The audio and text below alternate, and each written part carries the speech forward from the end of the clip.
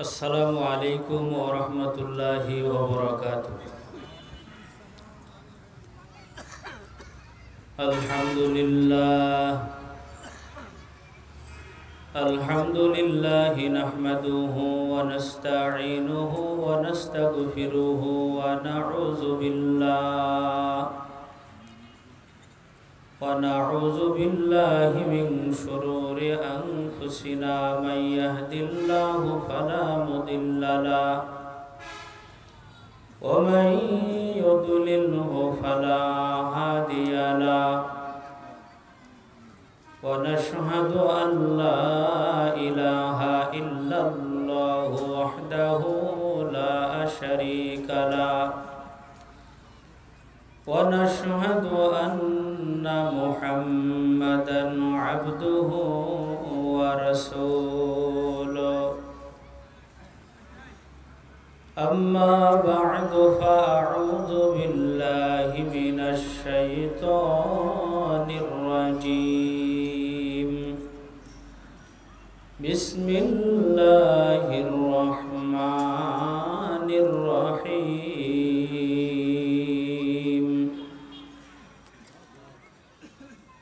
قل إن كنتم تحبون الله فاتبعوني يحببكم الله ويغفر لكم ذنوبكم والله غفور رحيم. فقال سبحانه وتعالى في موضع آخر: ما كان محمد أبا أحد من رجالكم ولكن رسول الله وخاتم النبيين وكان الله بكل شيء عليما. صدق الله مولانا العظيم. فقال رسول الله صلى الله عليه وسلم: أنا خاتم النبيين لا نبي بعدي. وقال رسول الله صلى الله عليه وسلم: لو كان من بعدي نبيا لكان عمر، أو كما قال النبي عليه الصلاة والسلام. وقال شاعر العلام: ہرا گنبد جو دیکھو گے زمانہ بھول جاؤ گی. ہرا گنبد جو دیکھو گے زمانہ بھول جاؤ گی. اگر طیبہ کو جاؤ گی تو آنا بھول جاؤ گے. اگر طیبہ کو جاؤ گی تو آنا بھول جاؤ گی. نہ اتراؤ زیادہ چند تارو اپنے رنگت پر. نہ اتراؤ زیادہ چند تارو اپنے رنگت پر. میرے آقا کو دیکھو گی چمکنا بھول جاؤ گے. میرے آقا کو دیکھو گے چمکنا بھول جاؤ گے. اگر طیبہ کو جاؤ گے تو آنا بھول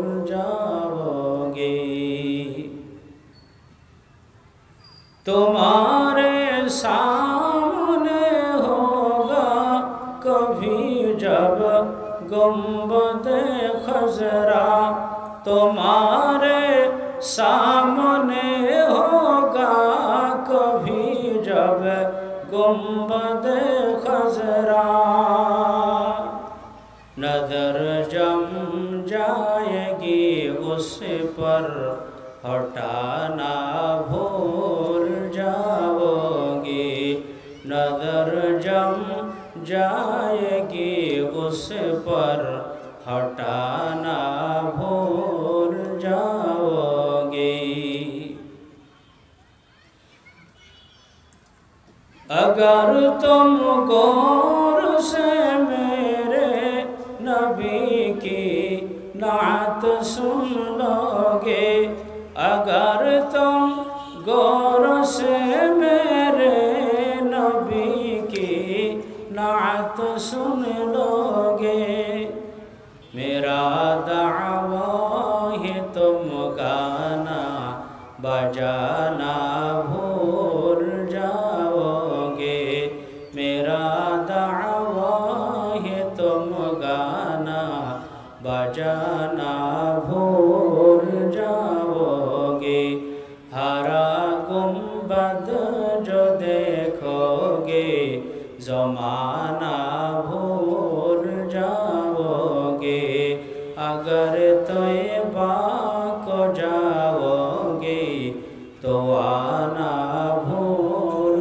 जाओगे अगर तौबा को देखोगे तो आना भूल जाओगे अल्हम्दुलिल्लाह হামিদপুর স্কুল মাঠ অত্র এলাকার দিনদার ইমানদার ভাই ও বোনদের সার্বিক সহযোগিতায় আয়োজিত আজকের আজিমুশান মাহফিলের শ্রদ্ধাভাজন সম্মানিত সভাপতি আমার অত্যন্ত প্রাণপ্রিয় শ্রদ্ধাভাজন উস্তাদ এবং আমার মতো হাজার হাজার উলামায়ে কেরামের উস্তাদুল আসাতিজা যশোরবাসীর অহংকার গৌরব বিশিষ্ট আলেমে দ্বীন প্রখ্যাত ইসলামী চিন্তাবিদ হযরতুল আল্লাম জনাব মাওলানা আব্দুল মান্নান সাহেব দামাত বারাকাতুহুল আলিয়া মুহতামিম দারুল আরকাম মাদ্রাসা যশোর ও সাবেক মুহতামিম যশোর দরটানা মাদ্রাসা আজকের এই মাহফিলে আমন্ত্রিত অন্যান্য সম্মানিত উলামায়ে কেরাম আমার সম্মুখে ধুলার জমিনে বসা বুড়া বাবাজিরা যুবক ভাইয়েরা পর্দার আড়ালে অবস্থানরত আমার মা এবং বোনেরা বলুন তো আমাদেরকে এই সুন্দর মনোরম পরিবেশে জান্নাতি বাগিচার মেহমান হওয়ার তৌফিক কে দান করেছেন সকলে আল্লাহর দেওয়া জবান দিয়ে আওয়াজ করে বলুন কে দান করেছেন আপনারা আজকের প্রোগ্রামে আসতে পেরে খুশি না বেজার যদি আমরা খুশি হয়ে থাকি আল্লাহ পাকের দরবারে শুকরিয়া তান সকলেই বলি আলহামদুলিল্লাহ আরো একটু জবান খুলে আলহামদুলিল্লাহ পিছন থেকে আওয়াজ চাই আলহামদুলিল্লাহ আলহামদুলিল্লাহ বললে আল্লাহ পাক খুশি হন না বেজার হন কিন্তু বেজার হয় কে শয়তানকে বেজার করতে চান নাকি খুশি রাখতে চান যদি আমরা শয়তানকে বেজার রাখতেই চাই তাহলে আমরা ইনশাআল্লাহ মনোযোগ দিয়ে খুব দিলের কান লাগিয়ে আজকের আলোচনা যতক্ষণ চলবে আমরা জান্নাতি মেহমান হয়ে শুনতে থাকবো ইনশাআল্লাহ আল্লাহ তাআলা আখের পর্যন্ত আমাদেরকে কবুল করেন সকলেই বলুন আল্লাহুম্মা আমিন সম্মানিত উপস্থিতি আমি আপনাদের সম্মুখে যে আয়াতে কারিমা তেলাওয়াত করেছি আপনাদেরকে নিয়ে একটু পড়তে চাই এরপরে আমি আলোচনায় যেতে চাই আমার সঙ্গে একটু পড়ুন আউযু বিল্লাহি মিনাশ শাইতানির রাজীম বিসমিল্লাহির রাহমানির রাহিম কুল ইন কুনতুম তুহিব্বুনাল্লাহা ফাত্তাবিউনি يحببكم الله ويغفر لكم ذنوبكم والله غفور رحيم ওয়াল জালাল সূরা আলে ইমরান 31 নম্বর আয়াতের ভিতরে আল্লাহ তাআলা বলেন, কুল ইন কুনতুম তুহিব্বুনাল্লাহ, হে আমার হাবিব, হে আমার রাসূল, আপনি বলে দেন যদি তারা আমি আল্লাহকে ভালোবাসতে চায় তাহলে তারা যেন আপনাকে অনুসরণ করে। আমি আল্লাহ তাআলা তাদেরকে ভালোবাসবো, আর আমি যখন ভালোবাসবো এই ভালোবাসার কারণে তাদের জীবনের সমস্ত পাপ রাশিকে, গুনাহকে আমি আল্লাহ তাআলা ক্ষমা করে দিব। সুবহানাল্লাহ। সম্মানিত উপস্থিতি, প্রিয় নবী সাল্লাল্লাহু আলাইহি ওয়াসাল্লামকে অনুসরণ করার জন্য আল্লাহ তাআলা বলেছেন। তাহলে আমরা যাকে অনুসরণ করতে চাই, আমরা যার অনুকরণ করতে চাই, যাকে আমরা মহব্বত এবং ভালোবাসতে চাই, সেই ব্যক্তি কেমন ছিলেন সেটা আমাদের প্রথমে জানার দরকার। কথা ঠিক কিনা জোরে বলেন। আপনারা জানেন দ্য 100 নামে একটি কিতাব লেখা আছে এবং লেখা হয়েছে। এই দ্য 100 নামক কিতাবের মধ্যে বিশ্বের সবথেকে বড় বড় মনীষী যারা, বড় বড় শিক্ষাবিদ যারা, দার্শনিক যারা, বৈজ্ঞানিক যারা, তাদের আলোচনা, তাদের জীবনে সেখানে উল্লেখ করা আছে।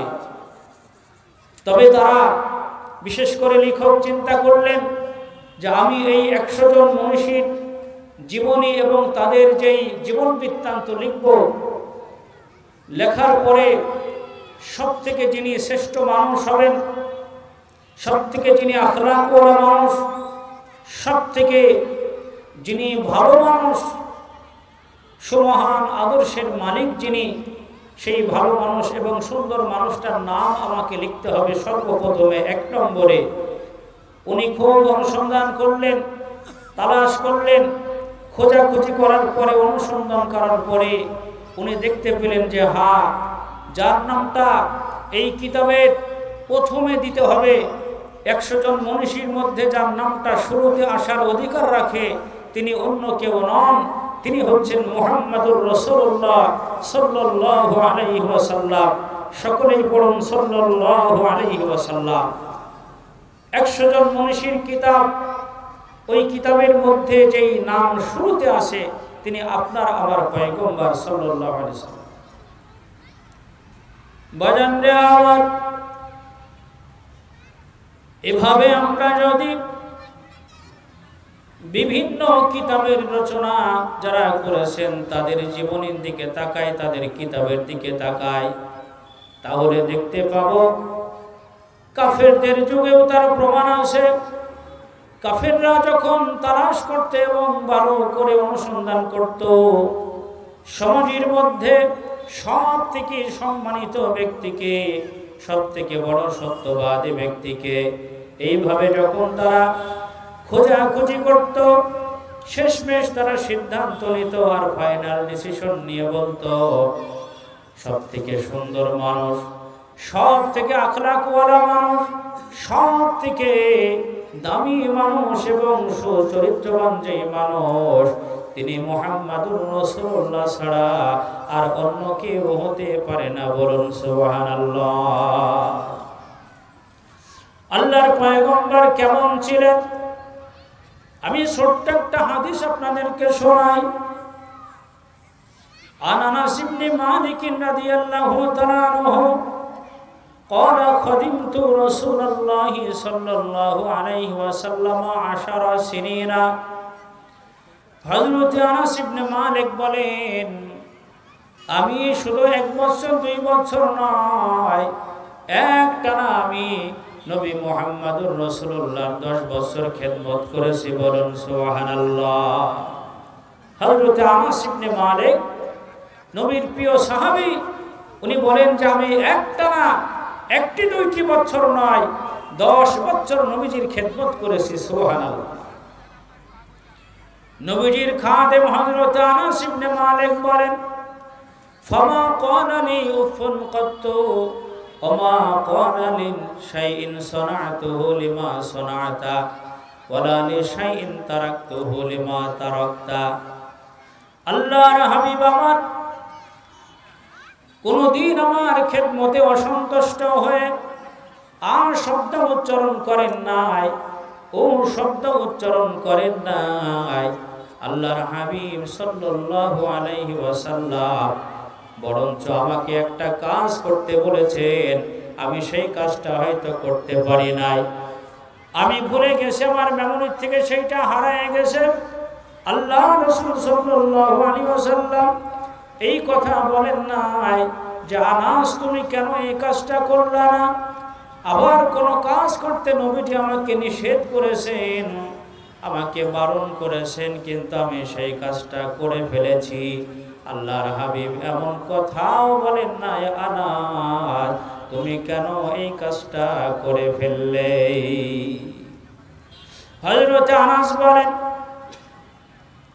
ওয়ালা শামামতু মিসকা ওয়ালা আতরা কানা আতিয়াবু মিন ইরকি রাসূলিল্লাহ সাল্লাল্লাহু আলাইহি ওয়াসাল্লাম। হযরত আনাস ইবনে মালিক বলেন পৃথিবীর মধ্যে এমন কোন আতর বা সুগন্ধি আমি জীবনেও নাক দিয়ে তার সুঘ্রাণ নিতে পারি নাই, এমন কোন সুগন্ধি আমার নাক দিয়ে আমি গ্রহণ করি নাই যেই সুগন্ধি, যেই আতর বা মিশক আম্বার নবী মুহাম্মদুর রাসূলুল্লাহর চেয়ে ঘামের চেয়ে বেশি সুগন্ধি হতে পারে, বলুন সুবহানাল্লাহ। অর্থাৎ আল্লাহর নবীর গায়ের ঘাম ছিল পৃথিবীতে যত রকমের সুগন্ধি আছে সবার ঊর্ধ্বে, বলুন সুবহানাল্লাহ। হযরত আনাস ইবনে মালিক বলেন ওয়ালা মাসাস্তু খাযা ওয়ালা হারিরা কানা আলিয়ানু মিন কাফি রাসূলিল্লাহি সাল্লাল্লাহু আলাইহি ওয়াসাল্লাম। আর এমন কোন রেশমি কাপড় অথবা এমন কোন তোলা আমার হাত দিয়ে আমি স্পর্শ করি নাই যে রেশমি নরম কাপড়টা অথবা যেই তোলাটা আল্লাহর নবীর হাত থেকে বেশি নরম হতে পারে। অর্থাৎ নবীজির হাতের তালু থেকে রেশমি কাপড় হোক আর নরম তোলা হোক, এই নবীর হাতের থেকে আর বেশি নরম হতে পারে না। এত নরম ছিল নবী মুহাম্মদুর রাসূলুল্লাহ সাল্লাল্লাহু আলাইহি ওয়াসাল্লামের হাতের তালু। আল্লাহর বান্দা বান্দেরা শুধু তাই নয়, হযরত আনাস বলেন وكان النبي صلى الله عليه وسلم أحسن الناس خلقا। আল্লাহর রাসূল সাল্লাল্লাহু আলাইহি ওয়াসাল্লাম সমস্ত মানুষের মধ্যে আদম থেকে নিয়ে কিয়ামত পর্যন্ত যত মানুষ দুনিয়াতে আগমন করবে সমস্ত মানুষের মধ্যে নবী মুহাম্মদুর রাসূলুল্লাহ সর্ব উৎকৃষ্ট আখলাকের মালিক ছিলেন, বলুন সুবহানাল্লাহ। আল্লাহ নবীর আখলাক আদর্শ কেমন ছিল? স্বয়ং আল্লাহ রাব্বুল আলামিন আমাদের খালেক মালিক, যিনি আমাদের সৃষ্টিকর্তা, আমাদের পালনকর্তা, যিনি রব্বুল আলামিন নিজেই বলতেছেন আল্লাহর হাবিবের আখলাক আদর্শ কেমন ছিল। আল্লাহ পাক বলেন ওয়া ইন্নাকা লাআলা খুলুকিন আযীম। নিঃসন্দেহে আমার হাবিব, আমার রাসূল সৌমহান আদর্শের উপরে প্রতিষ্ঠিত। অন্য জায়গাতে আল্লাহ তাআলা বলেন লাকাদ কানা লাকুম ফি রাসূলিল্লাহি উসওয়াতুন হাসানা লিমান কানা ইয়ারজুল্লাহা ওয়াল ইয়াওমাল আখিরা ওয়া যাকারাল্লাহা কাসীরা। আল্লাহ তাআলা বলেন নিঃসন্দেহে নবীদের মধ্যে, রাসূলগণের মধ্যে উসওয়ায়ে হাসানা তোমাদের জন্য নিহিত আছে। সেখানে উসওয়ায়ে হাসানা তোমরা তালাশ করো, উত্তম আখলাক, সুন্দর আদর্শ তোমরা সেখানে অনুসন্ধান করো, তোমরা সুন্দর আখলাক আর আদর্শ সেখানে পেয়ে যাবে। আল্লাহর হাবিব সাল্লাল্লাহু আলাইহি ওয়াসাল্লামের আখলাক আদর্শ কেমন ছিল আল্লাহ রাব্বুল আলামিন নিজেই তার বর্ণনা করেছেন। হাদিস শরীফ খুললে পাওয়া যায় আন আবি হাযিম রাদিয়াল্লাহু তাআলা আনহু ওয়া হুয়া ইউসালু أنه سمع سهل بن سعد وهو يسأل عن جرح رسول الله صلى الله عليه وسلم আল্লাহর নবী উহুদের প্রান্তরে কেমন কষ্ট পেয়েছিলেন আর কষ্টের বিনিময়ে আল্লাহর নবী কি উপহার কাফেরদেরকে দিয়েছিলেন।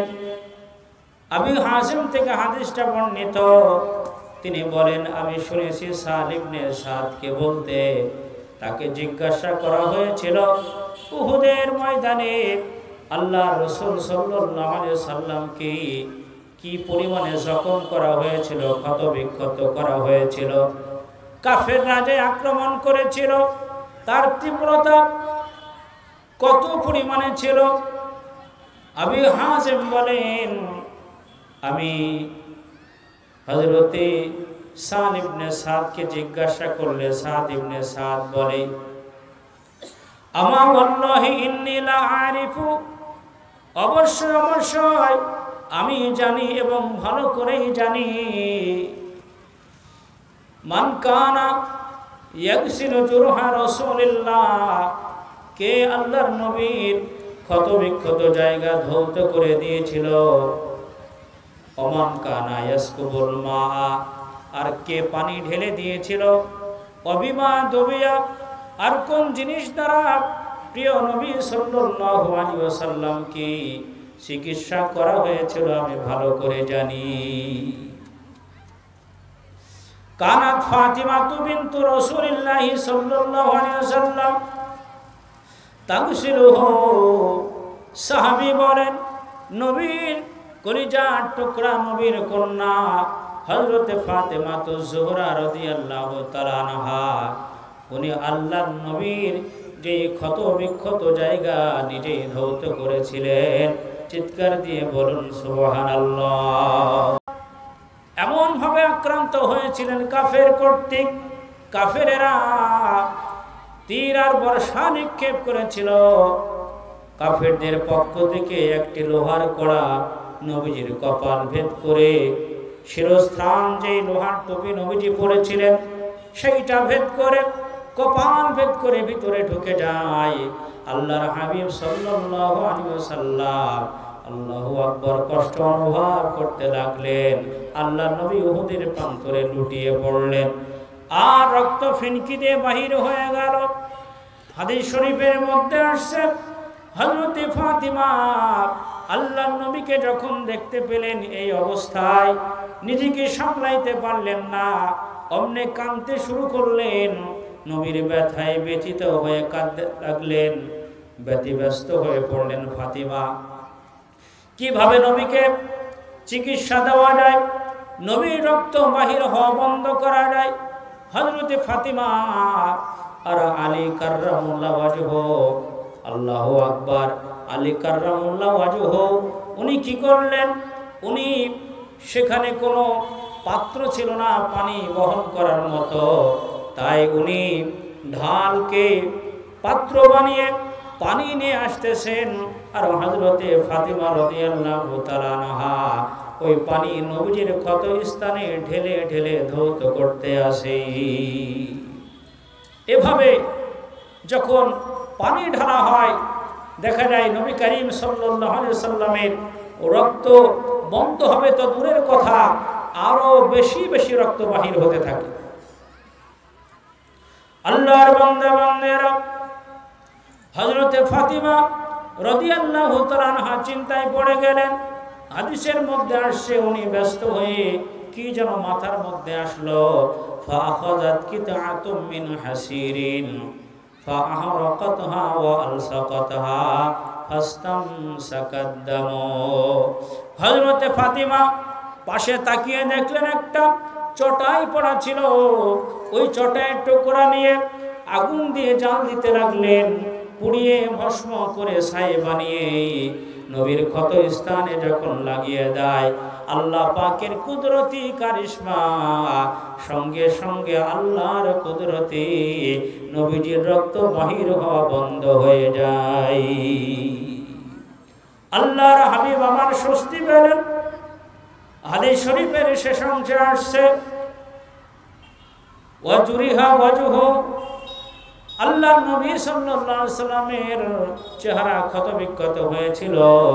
শুধু তাই নয়, আল্লাহর হাবিব সাল্লাল্লাহু আলাইহি সাল্লাম যেই শিরস্ত্রাণ বা লোহার হেলমেট পরা ছিলেন সেটা পর্যন্ত ভেঙে টুকরা টুকরা হয়ে গিয়েছিল।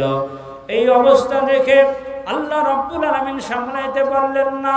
নবীটিকে বেশি মহব্বত করেন, ভালোবাসেন, তাই আল্লাহ রাব্বুল আলামিন আসমান থেকে ফেরেশতা নাজিল করলেন, ফেরেশতা পাঠিয়ে দিলেন।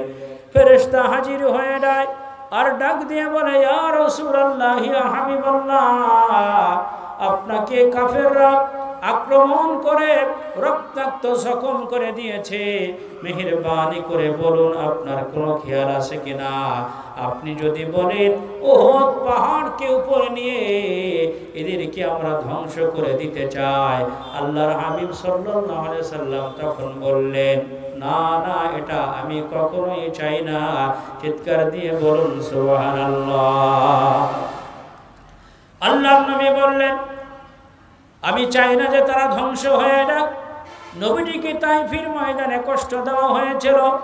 নবীজি তার বদলে দোয়া করেছিলেন, আল্লাহ তাইফবাসীকে তুমি মাফ করে দাও, এরা আমাকে চিনতে পারে নাই, বুঝতে পারে নাই। ঠিক তদ্রুপ ভাবে উহুদের ময়দানে রক্তাক্ত জখম অবস্থায় আল্লাহ রাব্বুল আলামিনের কাছে পয়গম্বর দোয়া করলেন, আল্লাহুম্মা গফির লিকাওমি ফাইন্নাহুম লা ইয়ালামুন। ওগো আল্লাহ, এদেরকে আপনি ক্ষমা করে দেন, এরা আমাকে চিনতে পারে নাই, আমাকে জানতে পারে নাই, আমাকে এরা বুঝতে পারে নাই। আপনার আমার নবী তো শুধু নবী নন, সর্বকালের সর্বযুগের সর্বশ্রেষ্ঠ পয়গম্বর। শুধু তাই নয়, তিনি সর্বশেষ পয়গম্বর, কথা ঠিক কিনা? সর্বযুগের সর্বকালের সর্বশ্রেষ্ঠ পয়গম্বর, শুধু তাই নয়, সর্বশেষ পয়গম্বর, কথা ঠিক কিনা? জোরে বলুন। নাকি নবী করিম সাল্লাল্লাহু আলাইহি সাল্লামের পরে আর কোন নবী আছে? আল্লাহ তাআলা সে কথা নিজেই বলেছেন, মা কানা মুহাম্মাদুন আবা আহাদিম মিন রিজালিকুম।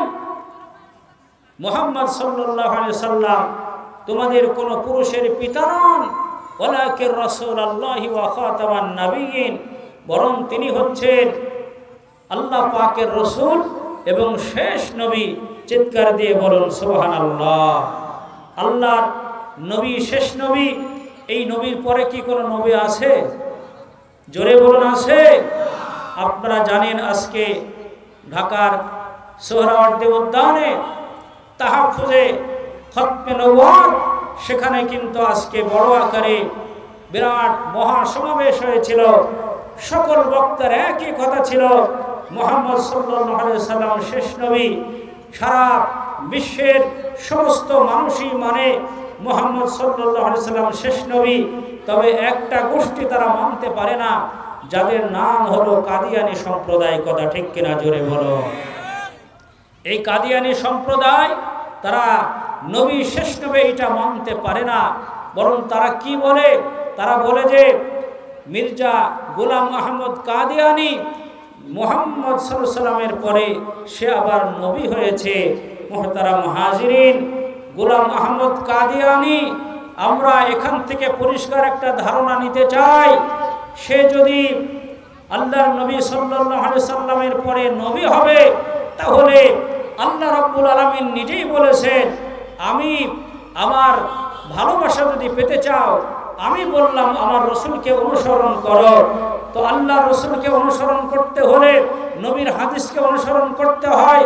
আর নবী মুহাম্মদ সাল্লাল্লাহু আলাইহি সাল্লাম নিজেই বলেছেন, আনা খাতামুন নাবিয়্যিন লা নাবিয়্যা বাদি, আমি হলাম শেষ নবী, আমার পরে কোনো নবী নাই, কথা ঠিক কিনা? জোরে বলুন।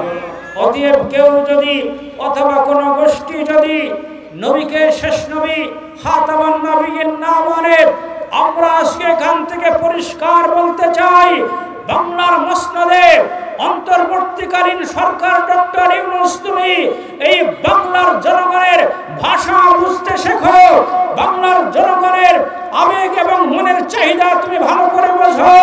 তোমাকেই পরিষ্কারভাবে ঘোষণা দিতে হবে, কাদিয়ানী যারা কাফের, কাফের, কথা বলুন।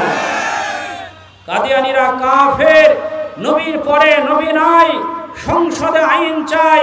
শুধু তাই নয়, নবী মুহাম্মদ সাল্লাল্লাহু আলাইহি সাল্লামকে যারা শেষ নবী মানে না, এই কাদিয়ানী সম্প্রদায়কে বাংলাদেশে অমুসলিম ঘোষণা করতে হবে। কথা ঠিক কিনা জোরে বলো।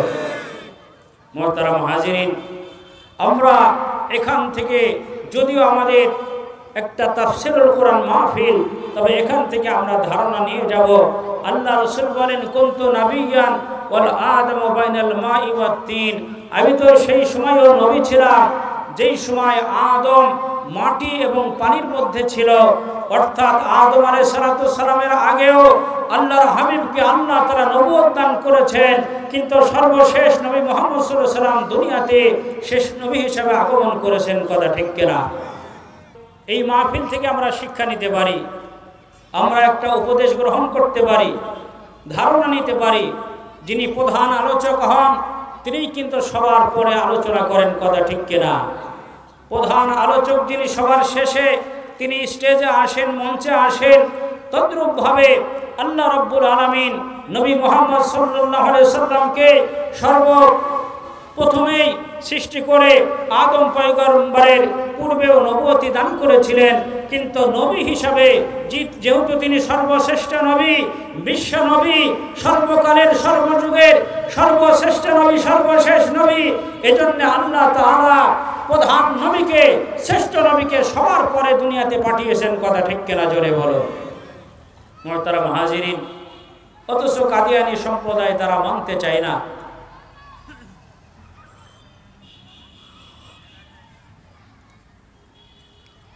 আমরা পরিষ্কার একটা ধারণা নিয়ে যাব।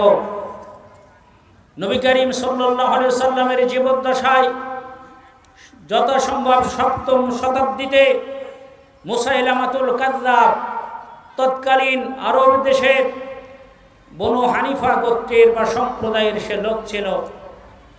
মুসাইলামাতুল কাযযাব সে নিজেকে নবী হিসাবে দাবি করেছিল। নিজেকে সে বলেছিল, আমি নবী। আল্লাহর হাবিব সাল্লাল্লাহু আলাইহি সাল্লামের ইন্তেকালের পরে আমাদের পরিষ্কার ধারণা নিতে হবে। ইয়ামামার যুদ্ধ সংগঠিত হয় এবং সেই যুদ্ধের সূত্রই ছিল, মূল টার্গেট এবং মূল বিষয়বস্তু ছিল যে মিথ্যা নবীর দাবি করেছে মুসাইলামাতুল কাযযাব, তাকে দুনিয়ার থেকে খতম করে দিতে হবে। হযরতে আবু বকর সিদ্দিক রাদিয়াল্লাহু তাআলা আনহুর খেলাফত কাল, উনি সাহাবায়ে কেরামের একটা দল যুদ্ধ করার জন্য ভণ্ড এবং চরম পর্যায়ের সর্বোচ্চ মিথ্যাবাদী কাযযাব মুসাইলামাতুল কাযযাবকে হত্যার জন্য, তার সঙ্গে যুদ্ধের জন্য, তার অনুসারীদের সঙ্গে যুদ্ধের জন্য আবু বকর সিদ্দিক রাদিয়াল্লাহু তাআলা আনহু একটা কাফেলা পাঠিয়ে দিলেন। সেখানে যাওয়ার পরে মুসাইলামাতুল কাযযাব এবং তার অনুসারী ভক্তবৃন্দদের সঙ্গে যুদ্ধ হলো, ইয়ামামার যুদ্ধ। সেই যুদ্ধে কিন্তু ওয়াসি রাদিয়াল্লাহু তাআলা আনহু বর্ষা দিয়ে মুসাইলামাতুল কাযযাবকে চিরতরে দুনিয়ার বুক থেকে হত্যা করে খতম করেছিলেন। চিৎকার দিয়ে বলুন সুবহানাল্লাহ। ওয়াসির এই ঘটনার কারণে এবং ওয়াসির মাধ্যমে যখন মুসাইলামাতুল কাযযাব দুনিয়ার বুক থেকে চিরতরে বিদায় নেয়, সেই সময় তার অনুসারী যারা ছিল তারা অটোমেটিকলি তাদের যেই সঙ্গ এবং দল ছিল ছিন্ন বিচ্ছিন্ন হয়ে গিয়েছিল। তাদের সাহস আর হিম্মত একেবারেই নষ্ট হয়ে গিয়েছিল। মুহতারাম হাজিরিন, আমরাও পরিষ্কার বলতে চাই, এই বাংলার জমিনে যে মুসাইলামাতুল কাযযাবের মতো কাদিয়ানী সম্প্রদায়ের প্রধান যে নাকি মিথ্যা নবীর দাবি করেছে, গোলাম আহমদ কাদিয়ানীর বাংলাদেশের যে দায়িত্বশীল রয়েছে, প্রয়োজন হলে পারে মুসাইলামাতুল কাযযাবের মতো তাকে বাংলার জমিনে ফাঁসির কাস্টে ঝুলিয়ে হত্যা করে দৃষ্টান্তমূলক শাস্তির ব্যবস্থা করতে হবে। কথা ঠিক কিনা জোরে বলুন। অন্যথায় আমরা কিন্তু বসে থাকবো না, আমরা কিন্তু স্বাভাবিক চলাফেরা আর করতে পারবো না। কারণ আমাদের দেহে হযরত আবু বকরের রক্ত বহমান, আমাদের দেহে ওমরের রক্ত প্রবাহমান, আমাদের দেহের ভিতরে উসমানের রক্ত আছে, আমাদের দেহের ভিতরে আলীর রক্ত আছে, আমাদের দেহে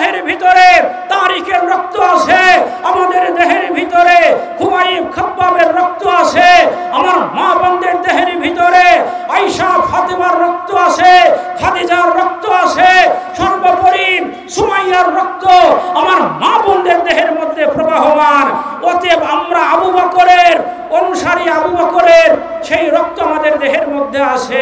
আমরাও ইনশাআল্লাহ কাদিয়ানীদেরকে এই বাংলাদেশে অমুসলিম ঘোষণা করে ছাড়বই কথা ঠিক কিনা জোরে বলে।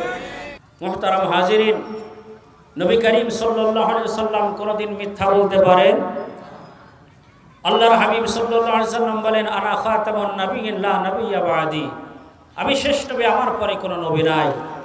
আজকে সারা বিশ্ব কেমন যেন বিভিন্নভাবে কোরআন সুন্নাহর ক্ষতি সাধনের জন্যে, ইসলামের মূলোৎপাটনের জন্যে, এই কোরআন সুন্নাহ সহ ইসলামকে ক্ষতিগ্রস্ত করার জন্যে বিভিন্ন ফিরকা আর দলে তারা বিভক্ত হয়েছে কথা ঠিক কিনা। ইসলাম নিয়ে এক একজন এক এক রকমের মন্তব্য আর ব্যাখ্যা করে থাকে। মুহতারাম হাজিরিন, আমাদের দেশে একটি সম্প্রদায় রয়েছে যাদেরকে আমরা হিজবুত তাওহীদ বলে চিনি। এই হিজবুত তাওহীদ যারা, তারা দেখেন মহিলাদেরকে বিভিন্নভাবে বিভিন্ন সিম্পোজিয়াম, বিভিন্ন সেমিনারে তারা উপস্থিত করে। শুধু তাই নয়, বেপর্দা বেহাভাবে মহিলাদেরকে রাস্তায় বাহির করার জন্যে তারা কিন্তু সংঘবদ্ধভাবে উঠে পড়ে লেগেছে কথা ঠিক কিনা জোরে বলো। হিজবুত তাওহীদ এটা একটা বাতিল ফিরকা, তাদের ব্যাপারে সোচ্চার থাকতে হবে যাতে আমাদের ইসলামকে, কোরআন সুন্নাহকে তারা ক্ষতিগ্রস্ত করতে না পারে। তদ্রূপভাবে আমরা পরিষ্কার জানি, এই বাংলাদেশে একটি দল রয়েছে আমরা যাদেরকে দেওয়ানবাগ রাজার বাগ হিসেবে জানি। এই দেওয়ানবাগী রাজার বাগী তারা কি বলে? ওরা বলে যে দেওয়ানবাগের যারা প্রধান, রাজার বাগের প্রধান, ওরা নাকি স্বয়ং আল্লাহ রব্বুল আলামিন তাদেরকে নবুয়ত দিয়েছে, নবীর ইস্তেলাভিষিক্ত, নবীর কায়েম মোকাম, নবীর যেই কাজ সেই দায়িত্ব আর কাজ নাকি তাদেরকে দেওয়া হয়েছে। বলেন নাউজুবিল্লাহ। বাবে রহমত, বাবে নিয়ামত, অনেক সুন্দর সুন্দর নাম তারা দিয়েছে, অথচ তারা রাসূলুল্লাহ সাল্লাল্লাহু আলাইহি ওয়াসাল্লামের হাদিসকে অনুসরণ করে না। দেওয়ানবাগী দেখবেন তাদের যেই ইবাদতগাহ, তাদের যে নামাজের জায়গা, সেই জায়গায় দেখবেন যে সামনে তাদের বাবার একটা বড় ফটো অর্থাৎ মূর্তি ঝুলিয়ে রাখছে, সেইটাকে সামনে তারা নামাজ পড়ে। অথচ আল্লাহ রাসূল বলেন, লা তাদখুলুল মালাইকাতু বাইতান ফিহি কালবুন আও তাসাবির, যেই বাড়িতে বা যেই ঘরে কুকুর থাকে অথবা কোনো ফটো বা পিকচার থাকে, সেই ঘরে রহমতের ফেরেশতারা প্রবেশ করে না। অথচ তারা বলে যে নবীর দায়িত্ব আমাদের দিয়ে গেছে, অথচ তারা সামনে ফটো ঝুলিয়ে, বাবার ফটো ঝুলিয়ে তারা নামাজ আর ইবাদত বন্দেগী করে। নিঃসন্দেহে এরা আসলে ইসলাম নিয়ে সিনেমিনি খেলতে চায়, আল্লাহর নবীর হাদিসকে মানে না, বরঞ্চ ইসলামের ক্ষতি সাধন করার চেষ্টা করে। এরা পাক্কা দুনিয়াদার কথা ঠিক কিনা জোরে বলো। লেবেল লাগিয়ে, এরা মুখোশ লাগিয়ে ইসলামকে ক্ষতি করার চেষ্টা করতে আসে। মুহতারাম হাজিরিন, সর্বোপরি আপনাদেরকে বলতে চাই, আমাদের এই দেশে কিছু মানুষ রয়েছে যারা মুসলমান নাম ধরে, কিন্তু ওরা নাড়ার ফকির। আপনারা জানেন নাড়ার ফকির কি? নাড়ার ফকির মানে লালন ভক্ত যারা। কিছুদিন আগে আমাদের কুষ্টিয়াতে আপনারা জানেন, সেখানে লালনের যে মাজার, সলেমান শাহর মাজার আছে, সেখানে বিশাল এক আসর ছিল এবং ওখানে ওপেনলি মহিলা পুরুষ একসঙ্গে একই জায়গায় থাকে, রাত্রিও কাটায় একসঙ্গে, দিনের বেলায়ও একসঙ্গে। আবার মহিলা হয়তো গেজা সুন্দর করে কোলকে সেজে দেয়, আর পুরুষ সেইটাকে টান দিয়ে খায়, আবার ওইটা আর একটা মহিলাও দেয়। চিৎকার দিয়ে বলেন নাউজুবিল্লাহ। মুহতারাম হাজিরিন, এদের মূল কার্যক্রম হলো এরা গান বাদ্য করে, বাউল গোষ্ঠী গান বাদ্য করে। অথচ আল্লাহ রাসূল কি বলেন? আল গিনাউ ইয়ামবুতুন নিফাক কামা ইয়ামবুতুল মাউ যারা। আসলেই গান বাদ্য এটা অন্তরে কপটতা সৃষ্টি করে, অর্থাৎ নেফাকি এবং গুনাহকে উদ্বুদ্ধ করে এই গান বাদ্য। নবী করিম সাল্লাল্লাহু আলাইহি ওয়াসাল্লাম বলেছেন, গান বাদ্য মানুষের অন্তরে কপটতা সৃষ্টি করে। কামা ইয়ামবুতুল মাউ যারা, যেমন খেতে যদি আমরা পানি দিতে থাকি তাহলে সেচ দেওয়ার কারণে ক্ষেত ভালো হয়, ফসল ভালো হয়, তদ্রূপভাবে গান বাদ্য যে করবে সে গুনার দিকে ধাবিত হয়, তার অন্তরে গুনাহের আগ্রহ বৃদ্ধি হয়। অথচ দেখা যায় লালনপন্থী যারা, লালন ভক্ত যারা, তারা সবসময় গান বাদ্য নিয়ে আর গাঞ্জা নিয়ে পড়ে থাকে। আমাদের দেশের অন্তর্বর্তীকালীন সরকারের কাছে এটাও আমরা দাবি জানাই, আমরা লালন ভক্ত যারা, তাদের কার্যক্রম তারা পরিচালনা করবে, কিন্তু কোরআন এবং হাদিসে যেটা সমর্থন করে না সেইটা করলে, গাঞ্জা খেয়ে যদি তারা বলে এটা কোরআন সুন্নাতে আছে, এটা মুসলমান মেনে নিতে পারবে না, পারে না, কথা ঠিক না জোরে বলে। মোহতারাম হাজিরিন, আসুন, এই পৃথিবীতে আল্লাহ সুবহানাহু ওয়া তাআলা আমাদেরকে পাঠিয়েছেন, একসময় কিন্তু আমরা কেউই থাকবো না, দুনিয়ার বুক ছেড়ে আমাদেরকে বিদায় নিয়ে চলে যেতে হবে। আল্লাহর নবী কি বলেছেন? আল্লাহর নবী বলেছেন, তারাকতু ফীকুম আমরাইন লান তাজিল্লু মা তামাসসাকতুম বিহিমা কিতাবাল্লাহি ওয়া সুন্নাতা রাসূলি। আল্লাহর নবী ডাক দিয়ে বলেন, হে আমার উম্মতেরা, কিয়ামত পর্যন্ত যারা আসবা, শুনে রাখো, আমি রাসূল তোমাদের জন্য দুইটা জিনিস রেখে গেলাম। এই দুইটা জিনিসকে যদি আঁকড়ে ধরে চলতে পারো, তোমরা বিপদগামী হবে না, বাতিল ফিরকায় পরিণত হবে না, তোমরা গোমরাহ হবে না। এই দুইটা বিষয়বস্তু, আর দুইটা বস্তু কি? এক নম্বর কিতাব আল্লাহ, আল্লাহ রাব্বুল আলামিনের কিতাব কোরআন, বলুন সুবহানাল্লাহ। দুই নম্বরে সুন্নাতা রাসূলি, আমার রাসূলের সুন্নাত, অর্থাৎ আল্লাহর নবী বলেন আমার সুন্নাতে রেখে গেলাম, আমার সুন্নাহ আদর্শ নিয়ে যদি চলাফেরা করো, তোমরা বিপদগামী হবে না, তোমরা পথভ্রষ্ট হবে না। তাহলে বাজানরে, আমরা যত কাজ করি, যত কর্মসূচি পালন করি, যত কর্মকাণ্ড করি, সব কিছুতে প্রথমে দেখতে হবে কোরআন কি বলে, দুই নম্বরে দেখতে হবে হাদিস কি বলে, কথা ঠিক কিনা? আল্লাহর নবী আমার দুনিয়ার বুকে আগমন করেছেন খাতামুন নবীন হিসেবে, রহমাতুল লিল আলামিন হিসেবে। আল্লাহর নবীর পরে কোন নবী আসবে না, কোন নবী নাই। বিশ্ব নবী আমার বলেন, লাউ কানা মিন বাদি নাবিয়্যান লাকানা উমার, যদি আমার পরে কেউ নবী হতো, সেই নবী হতো হযরতে উমর। অথচ আমার পরে যেহেতু কোনো নবী আসবে না, এই জন্য ওমর নবী হওয়ার কোনো সুযোগ পায় নাই। আমার পরে নবী হলে সেই নবী হতো ওমর, যেহেতু আমার পরে নবী নাই, অতএব ওমর নবী হতে পারে নাই। এই হাদিস থেকেও বোঝা যায় নবী মুহাম্মদ সাল্লাল্লাহু আলাইহি ওয়াসাল্লাম শেষ নবী, কথা ঠিক কিনা জোরে বলো। মুহতারাম মুহাজিরিন, আল্লাহ পাক ডাক দিয়ে বলেন, আমি হলাম রব্বুল আলামিন, আর আমার হাবিব হচ্ছেন রাহমাতুল লিল আলামিন। কবি চমৎকার করে সুন্দর করে বলে দিয়েছেন, আলহামদুলিল্লাহি রাব্বিল আলামিন, সমস্ত প্রশংসার মালিক রব্বুল আলামিন। অন্য জায়গায় আল্লাহ পাক বলেন, ওমা আরসালনাকা ইল্লা রাহমাতাল লিল আলামিন, আমি আপনাকে রহমাতুল লিল আলামিন বানিয়ে পাঠিয়েছি। কবি কত না চমৎকার বলেছেন, খুদা বান্দা তু রব্বুল আলামিন হ্যায়, খুদা বান্দা তু রব্বুল আলামিন হ্যায়, মুহাম্মদ রহমাতুল লিল আলামিন হ্যায়।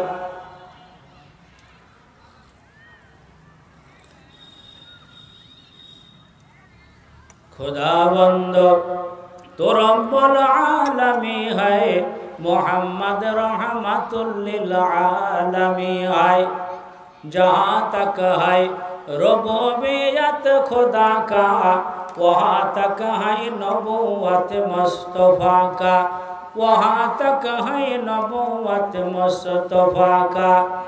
अंबिया जत नेते सब मासूम थे, अंबिया जत नेते सब मासूम थे, मरने तक अपने नबूवत पर रहे। अकमलो अफजल उनूबे आइफता, आखिरे जुमला में अहमद मुस्तफा, आखिरे जुमला में अहमद मुस्तफा। चित्कर दिए बोलून मरहबा। बजाने आमार अल्लाह नबी आमार ওই পরিমাণের ইয়া জুড়ে আয়তন জুড়ে রহমাতুল লিল আলামিন, যেই পরিমাণ আয়তন জুড়ে আল্লাহ রাব্বুল আলামিন, আল্লাহ রাব্বুল আলামিন যত আয়তন মিলে রব, অর্থাৎ আল্লাহ পাকের রুবুবিয়ত যতগুলি এর যতখানি এরিয়া জুড়ে ততখানি এরিয়া জুড়ে নবী হচ্ছেন রহমাতুল লিল আলামিন। পৃথিবীতে হযরত আদম থেকে নিয়ে ঈসা পর্যন্ত যত পয়গম্বর আগমন করেছেন সমস্ত পয়গম্বরদের যত সুন্দর সুন্দর আখলাক আর আদর্শ ছিল, যত আওসাফে হাসানা ছিল, এই সমস্ত আখলাকগুলিকে আল্লাহ রাব্বুল আলামিন একত্রিত করে নবী মুহাম্মদুর রাসূলুল্লাহর মধ্যে ঢুকায়ে দুনিয়াতে আল্লাহ নবীকে পাঠিয়েছেন। বলুন সুবহানাল্লাহ।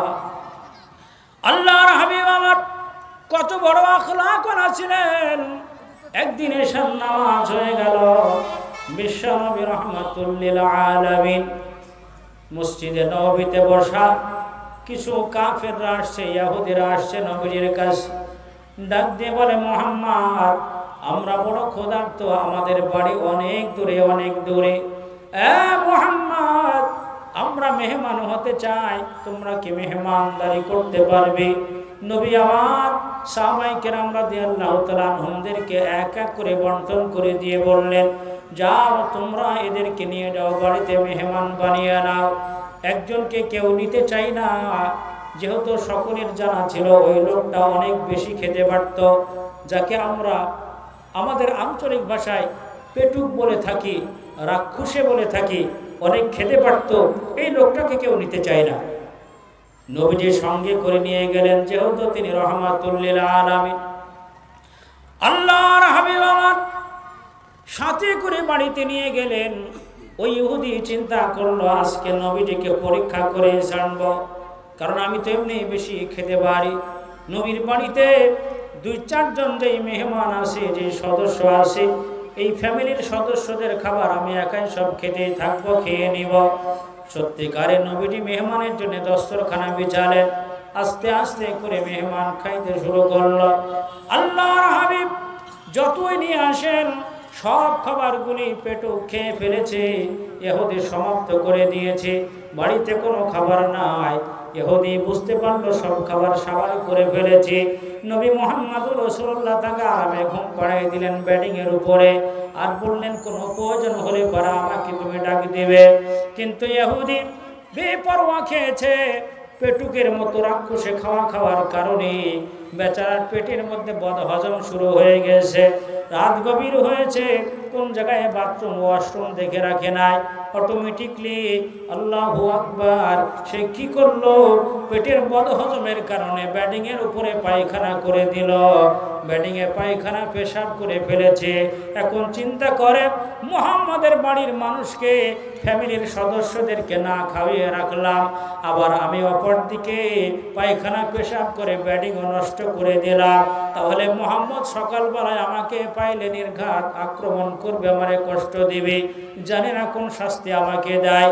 ভয়ে ভয়ে ফজরের আজান হয়ে গেল, আস্তে করে সে পলায়ন করেছে। কিন্তু দামি তরবারিটা যার বেডিং এর পাশে কিন্তু রেখে দিয়েছে, এটা নিয়ে যেতে তার মনে নাই। আল্লাহু আকবার। আকাশ পরিষ্কার হয়ে গেল, ইহুদি অনেক দূরে চলে গেছে। আকাশ পরিষ্কার হওয়ার পরে তার মনের মধ্যে চিন্তা আসলো, আমি তো আমার তরবারি ফেলে আসছি, এই তরবারি ছাড়া তো আরব দেশে এখন চলার মতো কোনো কায়দা নাই। কি করব আমি? মুহাম্মদ পাইলে ওই তরবারিতে আমাকে আঘাত করে শাস্তি দিতে পারে, তারপরেও তো তরবারি আমার লাগবে। যাই এক কদম 2 কদম করে হাঁটতে হাঁটতে নবীর দরবারে হাজির হয়েছে। আল্লাহ নবীর বাড়িতে এসে দেখে আল্লাহর হাবিব পায়খানা করা সেই নোংরা কাপড়গুলি, ময়লা কাপড়গুলি পানি ঢেলে ঢেলে নবী মুহাম্মদ রাসূলুল্লাহ নিজেই পরিষ্কার করতে আসে। ও আল্লাহর বান্দা বান্দারা, ইহুদি দূর থেকে দাঁড়িয়ে দেখে নবী নিজ হাতে পরিষ্কার করতে আসে। আল্লাহু আকবার। এই অবস্থায় দেখলে আমাকে হয়তো হত্যাও করতে পারে, তারপরও তরবারিটা নিয়ে নে, আমি দ্রুত বাড়িতে চলে যাব। নবীটিকে ডাক দিয়ে বলে, ওগো আল্লাহর নবী মুহাম্মদ, আমি তরবারি নেওয়ার জন্য আসছি, আমার ভুল হয়ে গেছে। আল্লাহর হাবিব বলেন, না না, তোমার কোনো ভুল নাই, বরঞ্চ আমি হলাম খাতামুন নবিয়্যিন রাহমাতুল লিল আলামিন। তোমাকে খেদমত করার প্রয়োজন ছিল, যেই পরিমাণ সেবার মেহমানদারে তোমার করার দরকার ছিল, আমি সেইটা করতে পারি নাই। ওরে আল্লাহর বান্দা ইহুদি, তুমি কষ্ট নিও না। নবীজি উল্টা তার হাতের মধ্যে হাত লাগিয়ে দিয়ে বলে, তুমি কষ্ট পেয়েছো আমার মেহমান হয়ে, আমি মেজবান হয়ে তোমাকে যথারীতি খেদমত দিতে পারি নাই, তুমি মেহেরবানি করে আমাকে মাফ করে দাও। চিৎকার দিয়ে বলুন সুবহানাল্লাহ। আল্লাহর হাবিব আমার এমন কথা বলার কারণে ইহুদির মনটার সঙ্গে সঙ্গে নরম হয়ে যায়, বিগলিত হয়ে যায়।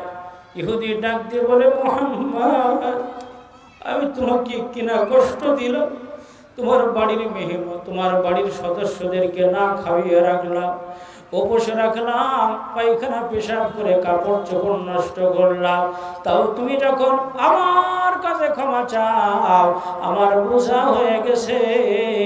তুমি খাতামুন নবিয়্যিন রাহমাতুল লিল আলামিন, তোমার পরে কোন নবী আর হতে পারে না, তোমার মতো আখলাক আদর্শবান ওয়ালা আর কেউ হতে পারে না। তুমি সত্যিকারে আল্লাহর পয়গম্বর, আল্লাহর রাসূল, আল্লাহর নবী।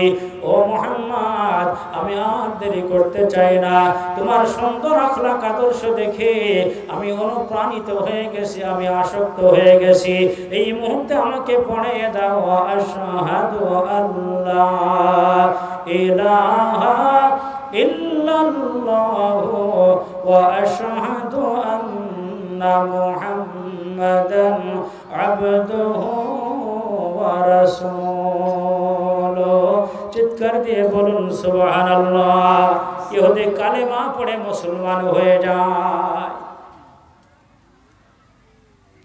আল্লাহর বান্দা বান্দারা, আল্লাহর হাবিব সাল্লাল্লাহু আলাইহি সাল্লাম আমরা তাকিয়ে দেখি নাই, কিন্তু আল্লাহ রাব্বুল আলামিন রাহমাতুল লিল আলামিন বানিয়ে পাঠিয়েছে। সেই নবী মুহাম্মদের সুপারিশ যদি আমরা পেতে চাই, তাহলে আল্লাহর নবী এই কথা বলেছেন, আলাইকুম বিসুন্নতি ওয়া সুন্নাতিল খুলাফায়ে রাশিদিন আল মাহদিয়্যিন। হে আমার উম্মতেরা, তোমরা আল্লাহর হুকুম মেনে চলবে, আর তোমাদের হায়াতের মধ্যে তোমরা আমার সুন্নাতগুলি মেনে চলবে। আর কি করবে? তোমরা খুলাফায়ে রাশিদিন, যারা সত্যের উপরে প্রতিষ্ঠিত, যারা তাদের ও সুন্নাতগুলি তোমরা মেনে চলবে। নবী মুহাম্মদুর রাসূলুল্লাহ সাল্লাল্লাহু আলাইহি ওয়াসাল্লাম আমাদের জন্য যে আদর্শ রেখে গেছেন, সেইটা যদি ফলো করতে পারে, আল্লাহর নবী বলেন, মান আহাব্বা সুন্নতি ফাকাদ আহাব্বানি। যে ব্যক্তি আমার সুন্নাত, আমার আদর্শকে মহব্বত করবে, সে কেমন যেন স্বয়ং আমি নবীকেই মহব্বত করলো। ওমান আহাব্বানি কানা মাই ফিল জান্নাহ। আর যে আমাকে ভালোবাসবে, মহব্বত করবে, আমি নবীর সঙ্গে তার জান্নাত হয়ে যাবে। পাইলে নিরালাই গো নবী, পাইলে নিরালাই। পড়ুন আমার সঙ্গে, নবীর মহব্বতে। পাইলে নিরালাই গো নবী, পাইলে নিরালাই, পাইলে নিরালাই গো নবী, পাইলে নিরালাই। দুই কদমে চুমু খাব, দুই কদমে চুমু খাব, চরণ ধুলি মাখব গায়। পাইলে নিরালাই গো নবী, পাইলে নিরালাই, পাইলে নিরালাই গো নবী, পাইলে নিরালাই। দয়াল নবী কত দূরে,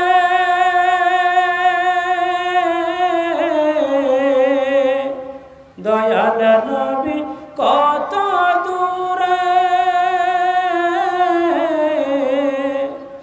লোহিত সাগরের তীরে, লোহিত সাগরের তীরে। মদিনার সোনার ঘরে, মদিনার সোনার ঘরে আসেন তিনি সর্বদাই। পাইলে নিরালাই গো নবী, পাইলে নিরালাই, পাইলে নিরালাই গো নবী, পাইলে নিরালাই। উম্মতি উম্মতি বলে কাঁদিলেন নবী জীবন ভরে, উম্মতি উম্মতি বলে কাঁদিলেন নবী জীবন ভরে। এখনো কান্দেন নবী, এখনো কান্দেন নবী, পাপী উম্মতের মায়ায় পাইলে নিরালাই গো নবী, পাইলে নিরালাই, পাইলে নিরালাই গো নবী, পাইলে নিরালাই। দুই কদমে চুমো খাবো, দুই কদমে চুমো খাবো, চরণ ধুলি মাখবো গায়, পাইলে নিরালাই গো নবী, পাইলে নিরালাই। কষ্ট হয় নাকি? কান্দে আমি বাংলায় বসে, দাও গো দেখা স্বপ্নে এসে। কান্দে আমি বাংলায় বসে, দাও গো দেখা স্বপ্নে এসে। কান্দে একা বসে বসে, কান্দে একা বসে বসে, আপনাকে পাবার আশায় পাইলে নিরালাই গো নবী, পাইলে নিরালাই, পাইলে নিরালাই গো নবী, পাইলে নিরালাই। দুই কদমে চুমু খাবো, দুই কদমে চুমু খাবো, চরণ ধুলি মাখবো গায়, পাইলে নিরালাই গো নবী, পাইলে নিরালাই, পাইলে নিরালাই গো নবী, পাইলে নিরালাই, পাইলে নিরালাই গো নবী, পাইলে নিরালাই। চিৎকার দিয়ে বলা যায় না মারহাবা? আরো জবান করে বলুন মারহাবা। আল্লাহর বান্দারা, আলোচনা আমার শেষ হয়ে গেল, আমার তো অভ্যাস নেই, আমি টাইম মতো শেষ করব, দ্রুত আসতে পারেন, 5 মিনিট পরবর্তী। মুহতারাম হাজিরিন, আবার নির্ধারিত সময় শেষের দিকে আমি আমার আলোচনার সারসংক্ষেপ আপনাদেরকে বলতে চাই। আমরা এতক্ষণ যা শ্রবণ করেছি, যা শুনেছি, মূলত নবী করিম সাল্লাল্লাহু আলাইহি সাল্লামের প্রেম এবং ভালোবাসা নিয়ে আমরা শুনেছি। কথা ঠিক কিনা জোরে বলুন। আপনি আমি একদিন থাকবো না, দুনিয়ার বুক ছেড়ে আমরা বিদায় নিয়ে চলে যাব। সকলকেই যেতে হবে, কেউ কি থাকতে পারবো? পারবো বলেন? কিন্তু আমরা কি নিয়ে যাব, কি নিয়ে যাব, এটাই কিন্তু আমাদের ভাববার বিষয়। রাসূলুল্লাহ সাল্লাল্লাহু আলাইহি সাল্লাম বলেন, আল কাইয়িসু মান দানা নাফসাহু ওয়া আমিলা লিমা বা'দাল মাউত ওয়াল আজিজু মান ইত্তাবা'a নাফসাহু হাওয়াহা ওয়া তামান্না আলাল্লাহ। রাসূলুল্লাহ সাল্লাল্লাহু আলাইহি ওয়াসাল্লাম বলেন, আল কাইয়িস মান দানা নাফসা, সবথেকে চালাক হলো ওই ব্যক্তি যে নিজেকে চিনল। যে নিজেকে কিভাবে আমি আমাকে চিনব? আমি যদি আমাকে চিনতে চাই, বিভিন্নভাবেই চিনতে পারি। চেনার একটা পদ্ধতি হলো যে আল্লাহ তাআলা আমাকে অস্তিত্বহীন এক সময় রেখেছিলেন। আমার কোনো অস্তিত্ব ছিল না, আমার কোনো অস্তিত্ব, কোনো আকার ছিল, আমি অস্তিত্বহীন ছিলাম।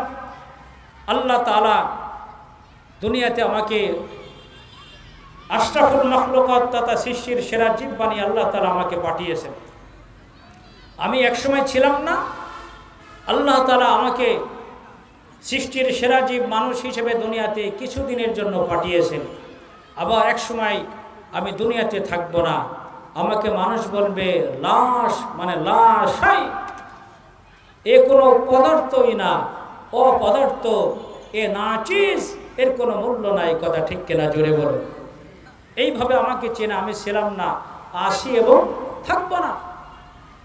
2 নম্বরে, আমরা মানুষ সৃষ্টির সেরা জীব বটে, কিন্তু আমরা যদি একটু খেয়াল করি তাহলে আমরা কিন্তু একটা মশার কাছেও দুর্বল। কথা ঠিক কিনা? সামান্য মশার ভয়ে আমরা মশারি টাঙ্গাই না? মশারি কেন টাঙ্গাই? আমাদের থেকে কি মশা বেশি চেহারা সুরতে গঠনে অনেক বড় মোটা সোটা লম্বা চড়া নাকি? তারপরও মশার ভয়ে আমরা কি টাঙাই? মশারি টাঙাই। অনেক সময় আমরা কি করি? কোয়েল ধরাই মশার, গুড নাইট এগুলি জ্বালাই। কেন? মশার ভয়ে। তারপরেও কিন্তু সে এমন চালাক, কোন দিক থেকে কিভাবে এসে আমাদেরকে আক্রমণ করে আমরা অনেক সময় বুঝতেও পারি না, বুঝে ওঠা আমাদের সক্ষম হয় না। মুহতারাম হাজিরিন, তাহলে আমরা যদি আমাদেরকে চিনি যে আমরা মশার থেকেও কেমন যেন দুর্বল। পানি ছাড়া আল্লাহ পাক মানুষকে বাঁচায় রাখতে পারেন, কিন্তু আমরা জানি পানি মানুষের প্রাণ বা জীবন। কথা ঠিক কিনা জোরে বলুন? পানি পান না করলে মানুষ হয়তো 1 সপ্তাহ বাঁচবে, 2 সপ্তাহ বাঁচবে, এক সময় সে কিন্তু পানির অভাবে পানি শূন্য হয়ে, পানি শূন্যতার কারণে সে কিন্তু মৃত্যুর কোলে ঢলে পড়বে, সে মারা যাবে। তো আমি চিনতে পারি যে পানির থেকেও আমি দুর্বল, নাকি বলেন? অন্যদিকে বাতাস, যেটাকে আমরা বলি যে বাতাস মানুষের জীবন, আসলেই বাতাস ছাড়া আল্লাহ তাআলা মানুষকে বাঁচাতে পারেন। বাতাস ছাড়া আল্লাহ মানুষকে বাঁচাতে পারেন, কিন্তু আল্লাহ পাকের একটা নিজাম রয়েছে। মুহতারাম হাজিরিন, বাতাস ছাড়া আল্লাহ পাক বাঁচাতে পারেন, কিন্তু আমরা অনেক সময় একটা যদি বাতাস আমরা না পাই, তারপরেও বাতাস যদি না পাই, অক্সিজেন না পাই, আমরা কিন্তু মারা যাই। মুহতারাম, অনেক সময় দেখা যায় বাতাস দুনিয়াতে বিদ্যমান, তো বাতাস বিদ্যমান তারপরেও কিন্তু মানুষ মারা যায়। পানি আছে তারপরেও মানুষ মারা যায়। তাহলে বোঝা যায় পানি মানুষকে বাঁচাতে পারে না, বাতাস মানুষকে বাঁচাতে পারে না। আবার পানি এবং বাতাস ছাড়া আমরাও কিন্তু একদিক থেকে বাঁচতেও পারি না। আমরা উদাহরণস্বরূপ এই গ্রামে হয়তোবা 1-2 মাসের ভিতরে একজন মারা গেছে কিনা? মারা গিয়েছে। ওই লোকটি যখন মারা যায়, সেই মুহূর্তে কি এই এলাকায় পানির অভাব ছিল? জোরে বলুন, পানির অভাব ছিল? পানির কোনো অভাব ছিল না। তারপরও লোকটি মরল কেন? পানি যদি মানুষকে বাঁচাতে পারত, তাহলে পানি তো বিদ্যমান ছিল, তারপরেও তো মানুষ মারা গেল। ঠিক কিনা জোরে বলুন? তাহলে বোঝা যায় আসলে পানি যে জীবন তা নয়, তবে আল্লাহ পাক পানির ভিতরে একটা ক্ষমতা দিয়েছেন। পানি ছাড়াও আল্লাহ পাক চাইলে বাঁচাতে পারেন, আবার পানি থাকলেও আল্লাহ পাক নিতে পারেন। কথা ঠিক কিনা জোরে বলুন? পানির থেকে আমরা দুর্বল। বাতাস, এই বায়ু বাতাস আল্লাহ পাক যে ব্যক্তিকে 2 মাসের ভিতরে এই এলাকায় দুনিয়ার থেকে নিয়েছেন, অসুস্থ হয়ে গেলে অনেকেই আমরা দেখি অক্সিজেন নাকে লাগাই কি লাগায় না? অক্সিজেন নাকের মধ্যে দিয়ে তাকে হয়তো 250 বেড, যে 250 শয্যার হসপিটাল আছে যশোর সদর হসপিটালে, তাকে নেওয়া হয়, নাকে অক্সিজেন দেওয়া হয়। অক্সিজেন চলতে চলতে চলমান অবস্থায় কিন্তু মারা যায় কি যায় না? মুহতারাম হাজিরিন, তাহলে বোঝা যায় যে আসলে বাতাস মানুষকে বাঁচাতে পারে না, আবার বাতাসও কিন্তু মানুষের প্রয়োজন। মুহতারাম হাজিরিন, বিভিন্নভাবে আল্লাহ সুবহানাহু ওয়া তাআলা আমাদেরকে বলেছেন, তোমরা নিজেদেরকে চেনো, যে আসলেই তোমরা ছিলে না, আসো, কিছুদিন এক সময় থাকবে না। এইভাবে আমরা আমাদেরকে চিনব ইনশাআল্লাহ। এবং আল্লাহ রাসূল সাল্লাল্লাহু আলাইহি ওয়াসাল্লাম বলেন, ও আমিলা লিমা বাদাল মাউত, নিজেকে চেনার পরে সেই ব্যক্তি জ্ঞানী যে মৌতের পরের জিন্দেগির জন্য পুঁজি এবং পাতি সঞ্চয় করে নাই। আসুন আমরা মৌতের পরের জিন্দেগির জন্য প্রস্তুতি গ্রহণ করি, তথা আল্লাহর হুকুম নবীর সুন্নাত অনুযায়ী জীবনযাপনের চেষ্টা করি। আল্লাহ তাবারক ওয়া তাআলা সে তৌফিক আমাদের সকলকেই যেন দান করে। আমরা সকলেই বলি আল্লাহুম্মা আমিন। ওয়া আখিরু দাওয়ানা আনিল হামদুলিল্লাহি রাব্বিল আলামিন। আসসালামু আলাইকুম ওয়া রাহমাতুল্লাহি ওয়া বারাকাতুহু।